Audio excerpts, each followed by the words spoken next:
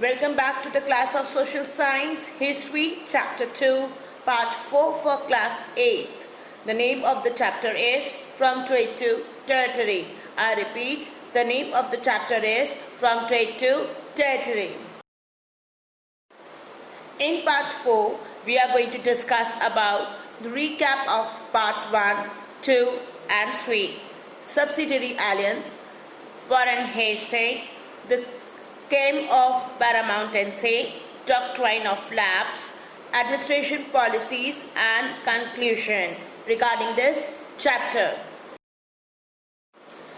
In the recap of Part 1, 2 and 3, you all know that we all discussed about that how East India Company came to India. It was the first person who came to India through the sea route, and that was Vasco da Gama. Vasco da Gama, who was a Portuguese sailor who came to India and invaded the sea route towards India. Now rest other countries from around the world, they all also wanted to come to India, and they came behind Vasco da Gama as per the sea route that he invented it. Now after that, why actually they want you to come to India?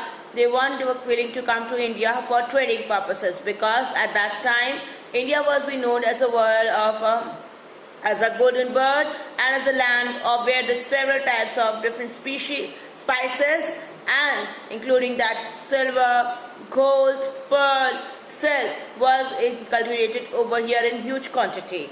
Now, as for the trading purposes, they all came here. It all meant that India was actually a very good developed country in that time. So, as per to just have for the wealthy person and the wealthy country, the countries of the rest of the world, they were coming for trading purposes. Now, behind Vasco da Gama, several companies came over here like British East India Company, French East India Company, Dutch East India Company, Spanish, Swedish East India Company. So many of the eastern countries came to India for trading purposes. Now, after coming to India, they all found that the India is a little bit very poor in the ruling sector. The kings are not having so much good policies to govern the nation properly, because they are already interconflicted with each other. So they took advantage of all these things and they tried to conquer India. Now in that, the British East India Company came the first company who ruled the India, the outsider company who ruled the India. And you all know that East India Company ruled over India for 100 years. Now here, East India Company, the British East India Company, not only so easily took the country, okay? There were several battles they had gone through. There are several conditions they have gone through. First of all, the battle they had gone through the Carnatic War, and it was actually war between his rivalry team. The rivalry team they were having, that was a French company, because at that time, as you all know, the French Revolution had just ended. So French, due to the Napoleon Bonaparte, okay, the French and the English, they were already the rivalry countries to each other. They were already wanted to dominate each other. They want to want each other. So that time, the French East India Company came to be the first rivalry company of the British East India Company, or we can say the English East India Company. Now here, as they came for the rivalry actions, okay, now here in India, the rulers were being not so much efficient enough to fight against those companies. Now, firstly, the Carnatic War took place between the British East India Company and the French companies. Now, after that, that battle took between the Battle of Plassey and the Battle of Buxar. The Battle of Plassey and the Battle of Buxar is said to be the first two battles which occurred in India, and where the East India Company, the British East India Company, fought against the Indian rulers.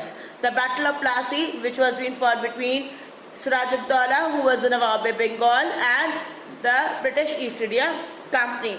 After that, the Battle of Buxar, which was fought between that Mir Qasim, the Nawab of Bengal, Shah Alam II, Mughal Emperor, and Shuja-ud-Daulah, the Nawab of Awadh. Okay, they all three compromises a joint army and fought against the East India Company. But misfortunately, both the battles these rulers lost.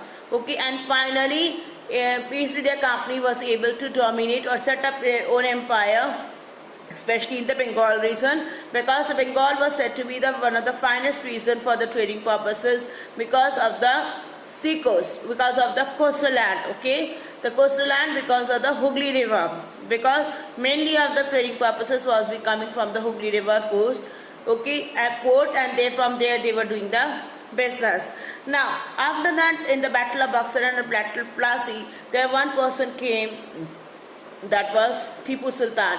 Tipu Sultan, who was said to be the most prominent ruler of the Mysore dynasty. Now Mysore dynasty was actually in the it was a very prominent dynasty. Now Tipu Sultan was among those who really worked hard for establishing or making these individual East India Company to be very limited towards their power, okay. He fought so bravely and so effectively that the East India Company were finding themselves to be very weak in front of his army. The skills he made, the warfare he makes, that was really very good. Now finally they had the 4 Anglo-Mysore war happened in between the Mysore dynasty and the Anglo that is the British East India Company. Now here in the first, it was being fought between the Hyder Ali and Hyder Ali. Who was Hyder Ali? Hyder Ali was the father of Tipu Sultan. Hyder Ali, between the Hyder Ali and the East India Company. After that it had happened, there were 3 battles which they fought. In the second battle, it had happened that Tipu Sultan came into existence, okay. He came the new face over there. After that, in the Anglo-Maratha war, Anglo-Mysore war, first battle was won by Hyder Ali, second battle came to Entai, and third and the fourth battle came to the winning team was the East India Company. And in the fourth battle, it was said to be the ending scenario of the Mysore Empire. It means it was actually the killing or the death of, it was the cause of the death of Tipu Sultan, and after that the Mysore dynasty ended. Now again a new person came into existence, and from whom the East India Company was unable to conquer so easily, that was Chhatrapati Shivaji Maharaj. Now Shivaji Maharaj, actually from the Maharashtra region, okay, he was so prominent, in a very young age he became the ruler and he governed his kingdom. Now same like Tipu Sultan, he was a very prominent ruler, he was a very effective, he had a very creative skills of mind, a very sharp mind, great presence of mind, okay. He was a very democratic person who used to take care of his family members, of his citizens as his family members. Now here we had Anglo-Maratha war. Now Anglo-Maratha war, there were the 3 Maratha wars that basically we had, okay. Now in those Maratha wars, lastly the East India Company won the battle. Now after the death of these 2 people, these 2 persons, Tipu Sultan and Chhatrapati Shivaji Maharaj, it had happened to be the very, you can say a very good point, a positive sign of towards the East India Company, that they were able to set up their empire inside India. Now in this presentation we are going to discuss about whatever the policies that they make to conquer this nation.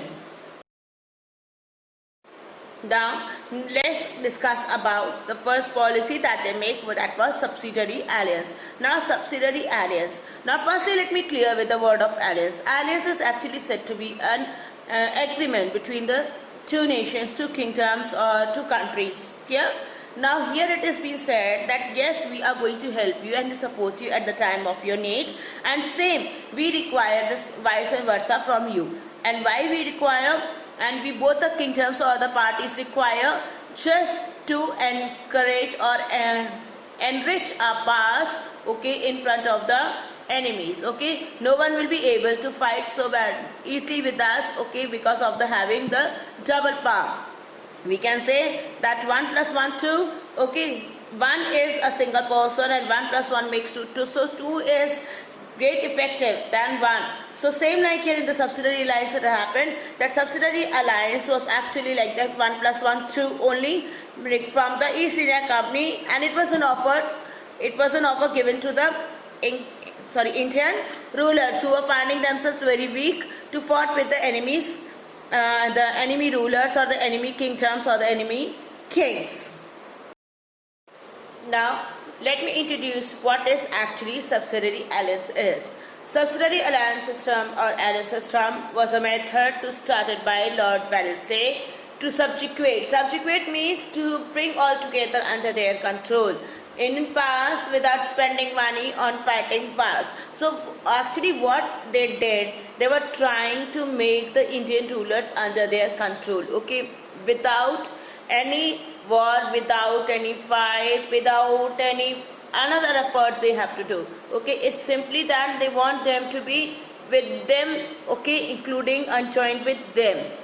So in that case what they did, they simply started, firstly they just move forward a hand of false friendship, okay. What do you mean by false friendship? Now false friendship over here means it was actually they were pretending to be the friends of Indian rulers, but actually they were doing a backbiting for them, okay. They were planning, they were conspiracy against them to overrule the kingdom of the Indian rulers.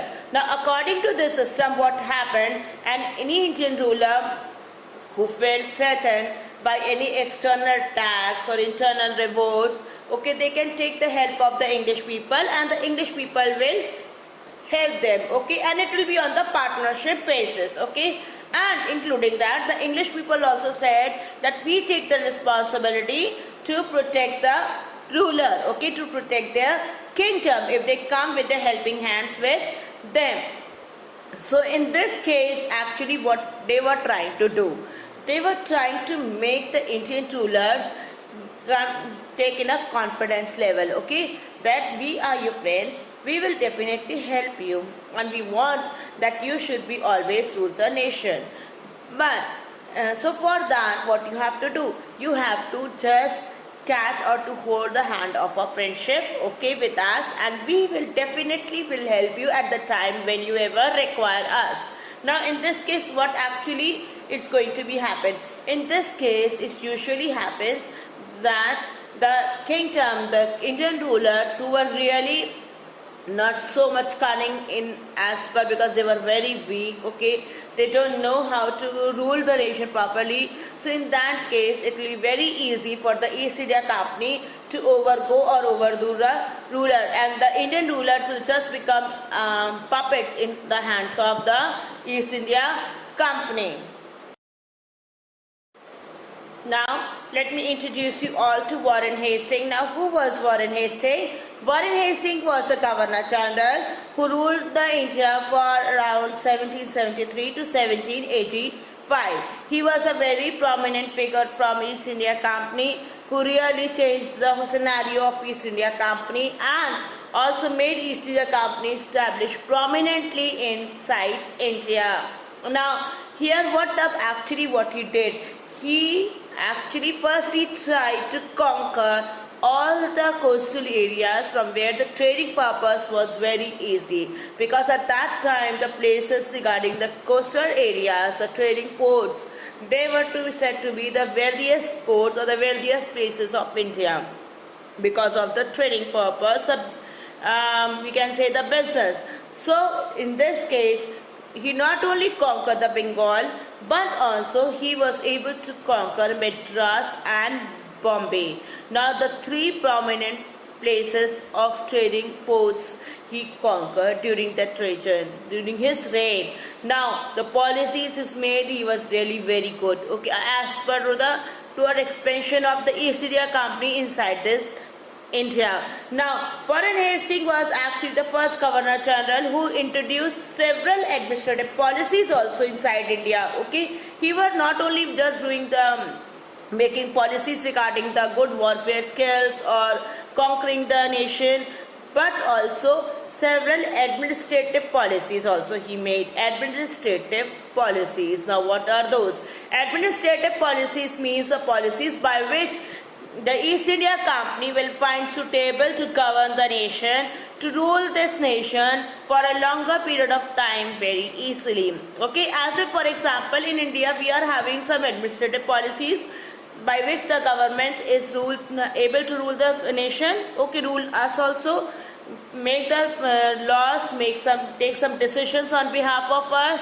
Same like here, he also introduced some administrative policies for the East India Company to govern the India for a longer period of duration, especially in the aspects of justice, where injustice should not be done. Okay, you should be very neat and fair regarding your decisions, regarding your judgments, regarding your warfare skills, everything. No corruption should be there. Now let's come to the topic of the claim of paramountcy. I repeat, the claim of paramountcy. Now, what does the word paramountcy means? What do you mean by mountain? Mountain means the height, okay? The topmost height where it's very difficult to reach so easily. Now, the paramountcy over here means is regarding the political speed, where it means that the supreme power, the supreme authority over there in any nation or in any country is only one. Okay, now here Warren Hastings introduced this to the Indian rulers, to the Indian citizen at that time. He said that we the Britishers, we the East India Company traders are the prominent figure, are the most effective rulers of this nation. Okay, we are the superior, and whatever we do, whatever we say, whatever we tell you, you have to follow those things. Okay, under Lord Hastings, Governor General from 1813 to 1823, a new policy of paramountcy was initiated. Okay, under his, the company claimed that its authority was the paramount or the supreme one. So, hence its power is very much highly greater than yours and than the Indian states. Okay, in order to protect his interests, it was justified, simple, that either you surrender us, okay, in spite of threatening, in spite of having some warfare or wars or battles, don't do something like that. Simply surrender us in front of us. We are the supreme authority over here. It will be better if you will do that. If you will do that, then you can live more happily and more peacefully. And if you require to be the battlefield or you go in the battlefield, so definitely it's going to create a great problem for you, because we are the supreme authority. Okay. This process, however, did not got a challenge. Okay, why there came a paramountcy? Because when there is a small place, Kittur. Okay, Kittur is now it's in Karnataka actually. Rani Channamma, actually, when the Warren Hastings warfare, the soldiers, they all applied the claim of paramountcy over there. Rani Channamma, who was a ruler of a very small place, Kittur, what she did not, went so easily under him. Okay, the planes did not also went over there so easily. What she did, she took her army and fought against the East India Company. In that, definitely she lost the battle, but still she revolted. Okay, she did not follow so easily and so happily. So the claim of paramountcy was not so easy. He thought that yes, he will say and the people will follow. No, it was not, because over here in India, all the rulers who were very good and the prominent one, they did not want any other outsider to come and conquer us. Now, in the claim of paramountcy, the company never had any small, very easy type of technique or very easy type of way to annex the nation, annex the world. They usually had to have several fights with Afghanistan, Sindh and Punjab. Now, why Afghanistan? Because mostly of the rulers who were coming from the abroad. Okay, the Mughal rulers, Mongols, the Turkeys, so many other Muslim rulers, they were all coming from the Afghanistan side. Now Sindh and Punjab, obviously, from there also the rulers were not been allowing the East India Company to conquer us.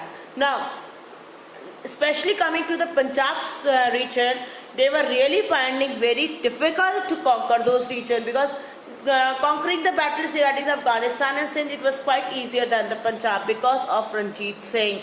Maharaja Ranjit Singh, who died in 1839, and still after his death also, it took 10 years to the company for the East Indian Company to establish themselves or annex the Punjab. Okay, now just imagine, students, until 1839, till Maharaja Ranjit Singh died, till then the East Indian Company was unable to annex Punjab. It was very tough for them, because Maharaja Ranjit Singh was among the greatest prominent Sikh ruler, who the way he used to take the warfare, the way he used to create the battles, that was something extraordinary.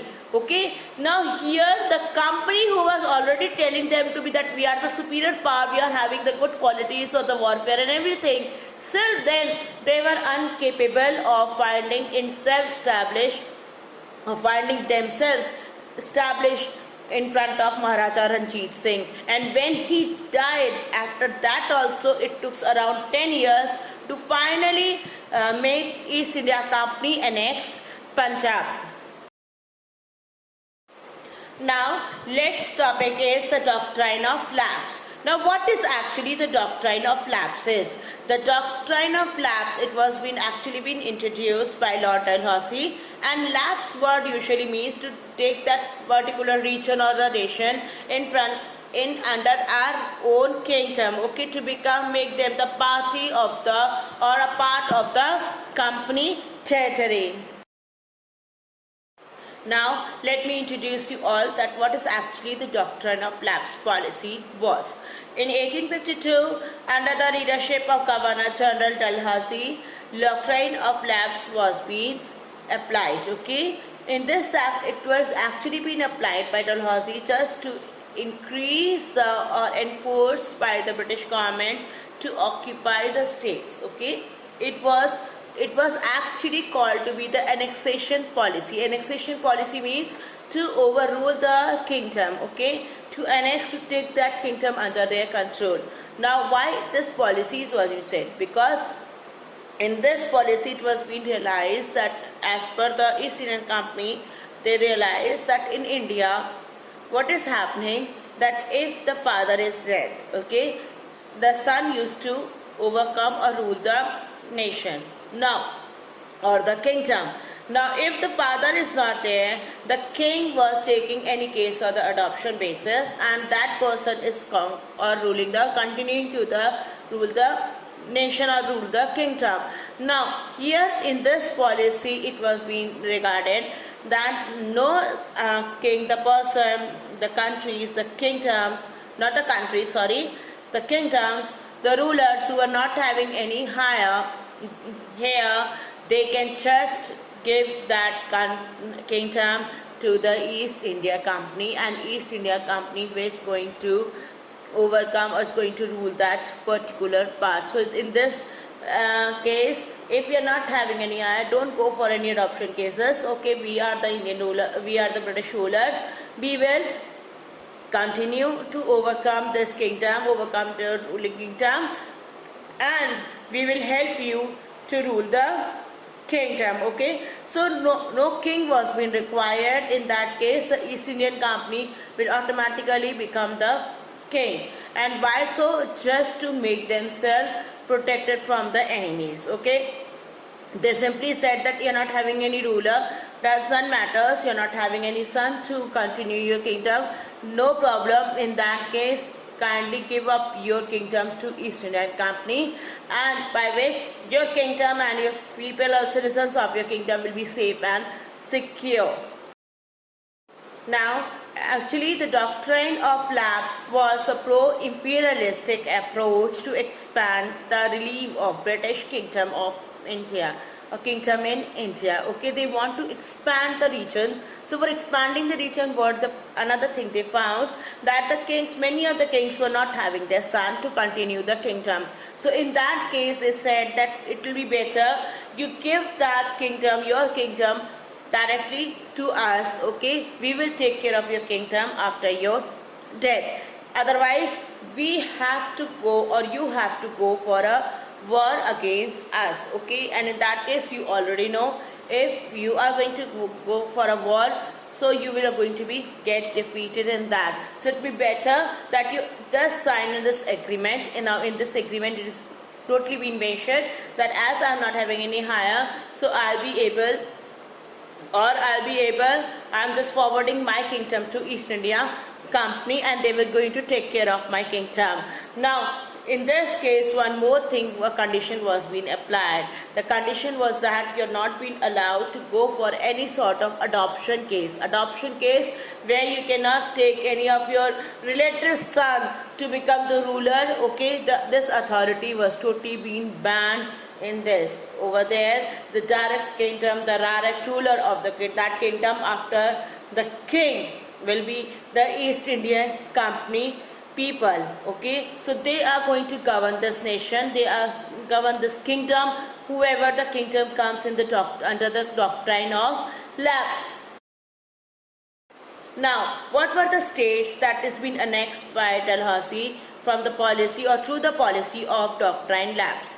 The states of Satara 1848 AD, Jaipur 1849 AD, Sambhalpur 1849 AD, Bhar 1850 AD, Udaipur 1852 AD, Jhansi 1853 AD, the most prominent place. Okay, and you all know that Jhansi is really famous in the Indian history just because of Rani Lakshmi Bai. Okay, Nagpur in 1854 AD. So these places were the places which has been annexed by Dalhousie through the policy of doctrine of lapse. Now, what were actually the key points of doctrine of lapse?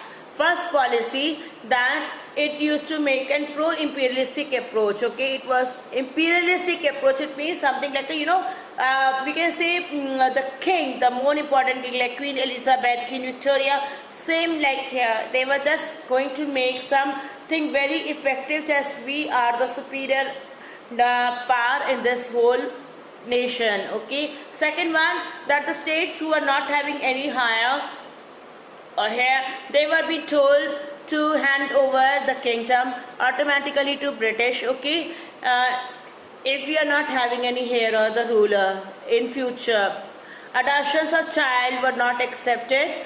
Okay, so you cannot adopt any of your relative's son or any other relative to govern the kingdom. Next is, policy was not in the support to give a little or the pension to the adopted child of rulers. Okay, no pension, no facility will be given if the rulers had already adopted a child, that okay, after my death this person is going to govern the nation or govern the kingdom. Adoption would inherit only the personal property of the ruler. Now here it has been said that what if the king had already adopted any person, any relative or any relative's kid, over there he or she will be only allowed to take the personal property of the king, not the official or the public, whatever the king was using for the betterment of the kingdom, that things will not be used or inherited by the adopted child. Okay, ended the title and pension. Now here no title will be given, that you are the king. No, you are not the king over there, you are not the prominent figure over there, and no pension also will be given to you. It means you have been dead, or any other facility, any other activities which is going to help you to develop. So such type of things you are not going to adopt in your future. Now coming to the part of the administrative policies, made by the East Indian Company. The administrative policies of the company underwent frequent changes during the long period between 1751 and 1857. However, it never lost sight of its main objective, which were firstly to increase the company profits, second to enhance the profitability of the Indian possessions to Britain, and to maintain and strengthen the British hold over India.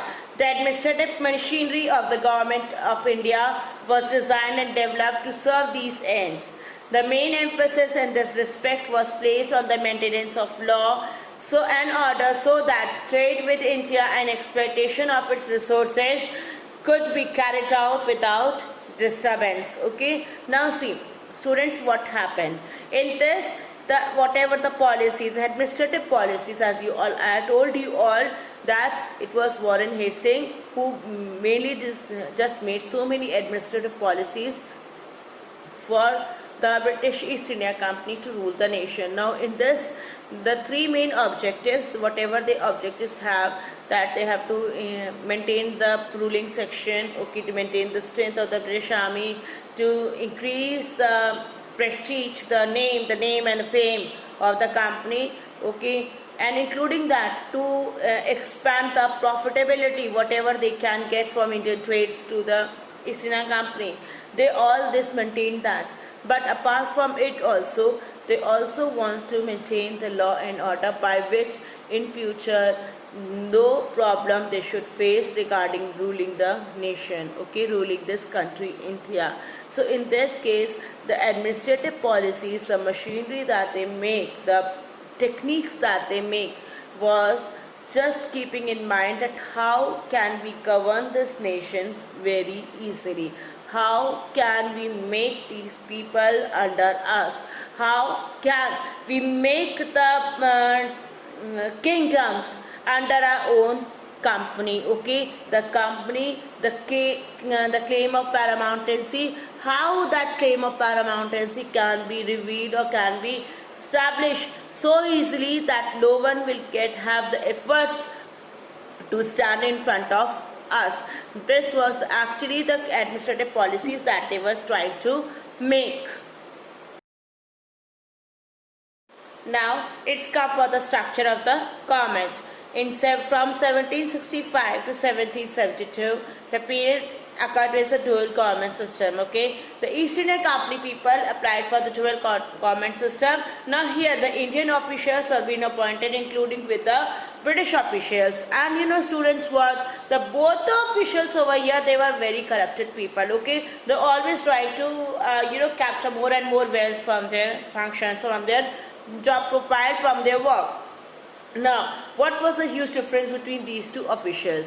The huge difference between two officials was that Indian officials were being given more responsibility, but they were not giving any sort of power. Okay, they were being appointed, but no power was being given to them. Okay, the powers were totally on the basis or in the hands of the Indian British rulers or the British officials. Now, British officials, they were not filling or not going for any of the responsibility. No responsibility was being given, but powers were totally in the hands of the British officials. So these two policies, these two government was being governing the nation at the end from the duration of 1765 to 1772. Finally, in 1772, after seeing the outcomes or the results of the dual form of government system, this sort of policy or this sort of government was totally being ended. And over there, after ending this policy or the structure of this type of government, what happened? They took directly the administration in the hand of the Bengal, okay, from their own servants. Now, over there, what actually was happening?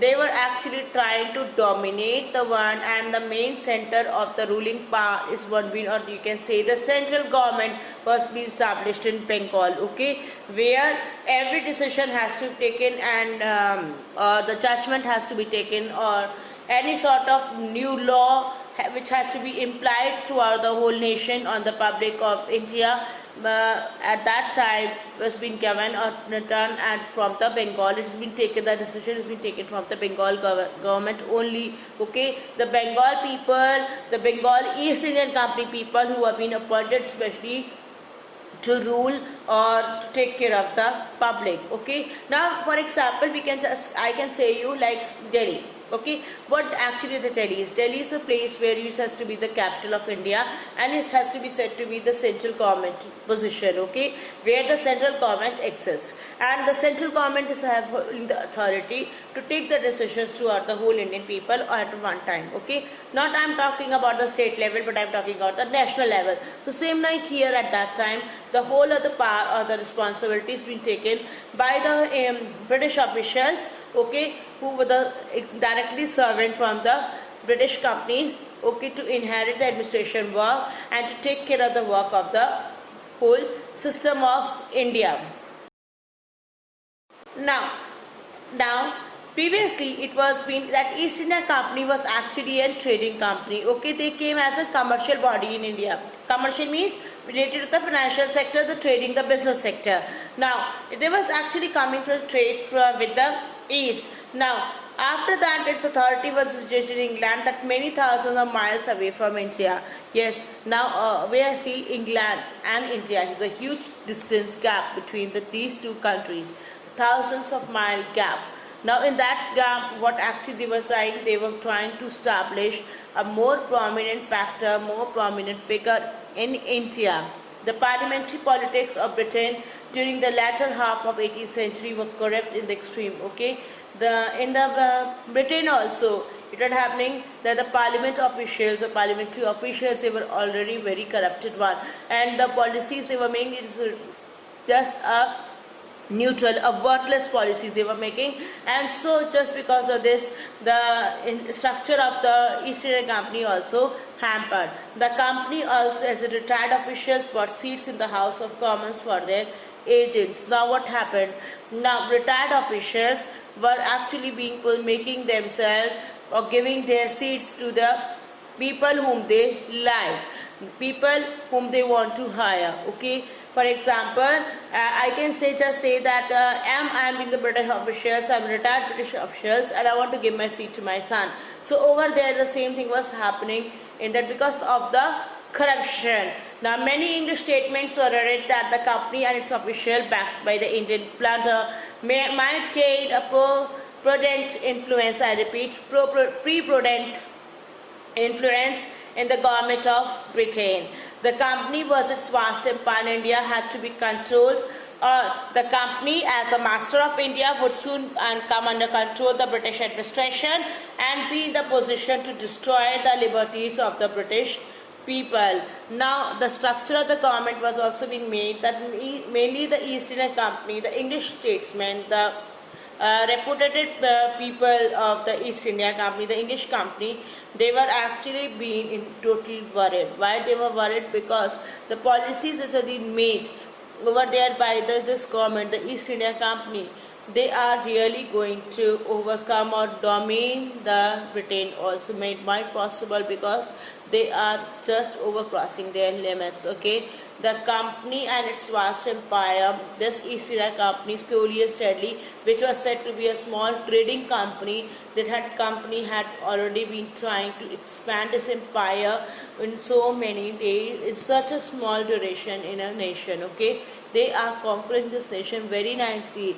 Now in this, it can happen that this company can come forward or backward to the Europe, and they can also make the English people also conquer them. Now the company and its vast empire, they were just simply trying to say that every person, that the things, whatever is going on inside India should go under the British administration people, by which may possible that these people, these company people get the authority, will get the power to just to destroy the liberties of the British people.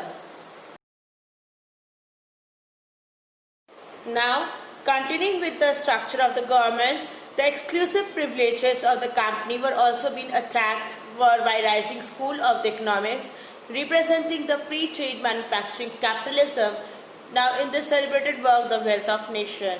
Now, you know what, students? Many of the economists of the East, from the Britain, they wrote that the policies that East India Company is making, the policies of the free manufacturing trade system and the capitalism. Capitalism over here means that increasing the financial sector, increasing the trading sector, increasing the amount, the assets of any country, okay, the profits we can say, okay, these were actually making the company very, very dominated one, very influenced one, very in a higher position in comparison to the rest other companies. So this is actually been mentioned in the Wealth of Nation book written by the several economists, two economists of the East Indian Company, or we can say from the economics from the Britain. Okay. Now here one more person, that was Adam Smith. He actually was a founder of the classical economics. What he actually said, the statement of Adam Smith was, such exclusive companies therefore are nuisances in many respects, always more or less inconvenient to the countries in which they are established, and destructive to those which have the misfortune to fall under their command. Now, here it was a very different scenario. Different scenario means this trading company was coming to be a part of a company which was not being liked by the Britain people and other people of the rest of the world. And why they were not liked? Just because of the policies that they were making. In a very short period of time, they just had overgone or overthrown to rule any nation. Okay, and it may possible, if they are going to continue with such policies, it is going to create a very destructive manner for both the countries or for all of the world. Now, according to the Adam Smith, it was been said that such type of exclusive companies are nuisance. Nuisance means very disturbing elements in various aspects related to the economic. Okay, they are very more or less inconvenient regarding the company, regarding the country from which they belongs to, and also they are the destructive people. They are the destructive factor for those countries by whose misfortune, or we can say by misfortune, the countries who had led under their government, who led under their control. So this was being said by Adam Smith regarding the East Indian Company structure, the structure of the government that East Indian Company used to follow. Now, finally, the conclusion of this chapter came to an end. Over here, we are just able to discuss, and we came to know that how East India Company got established inside the India. Now, what are the policies, that main three policies that this company had adopted for inherit or for govern the nation? That was, first one, the subsidiary alliance. Okay, subsidiary alliance, we also pronounce as alliance.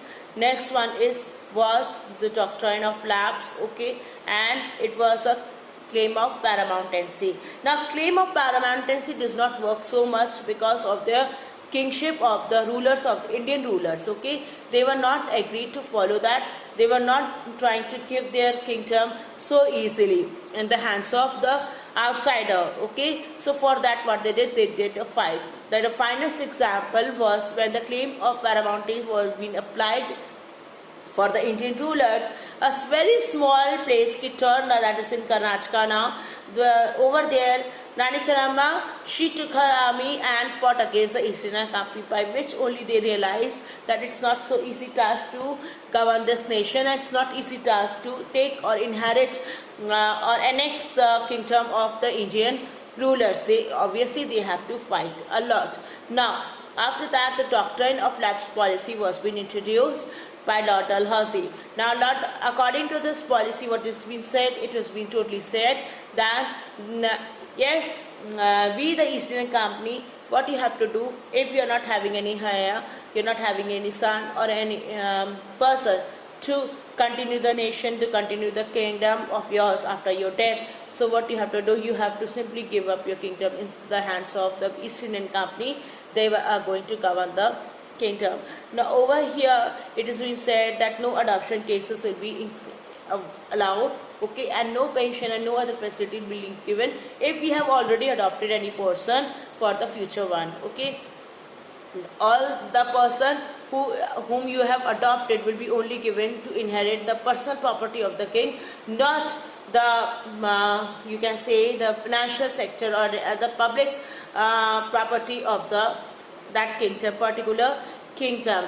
Now here the powers, the kingship, the ruling authority will be in a very summarized manner for the adopted person. Over here the East Indian Company will be the superior one. Now there were several states under whom this company gone and annexed this company under the policy of doctrinal lapse. Now they were Jaipur, Jhansi, okay. After the Jhansi and Jaipur, they were the states of Satara also they were, okay, Udaipur, Bhav and Sambalpur. There are so many places where they are really adopted for the doctrine of lapse under and annex these kingdoms too. Now after that the government, the administrative policies that were made, it was a dual system, okay, and Indian officials were also working and the British officials also working. But what happened over there, that the both the officials are very corrupted one. Indian officials were being given responsibilities and they were not given any sort of power, any sort of rights, okay. But in comparison to the British officials, they were not given any responsibility, but the power was as maintained as previous earlier. They were using it. Now after that, the whatever the things and the policies the East India Company was making, the trading company, the commercial company was making, it made the other economists of the world to be frightened one, okay, as in such a very short period of time this company is overcoming, okay. So in that case what can happen, it can just hamper the work of the world. It can hamper other kingdoms, other countries also, okay. So according to the Adam Smith, we said that such type of companies are a set of nonsense. They are very disturbing elements for the countries from which they belong to, and also for the countries by misfortunately those countries who have came under their government, okay. So East India Company, the facts, the merits, the demerits of this company was totally been introduced to you all, okay. And how did this from the trade company, this trading company of East India Company, which was said to be a commercial company, previously became as a territory company, or it's a territory kingdom inside India. Thank you for watching this video and have a great day ahead.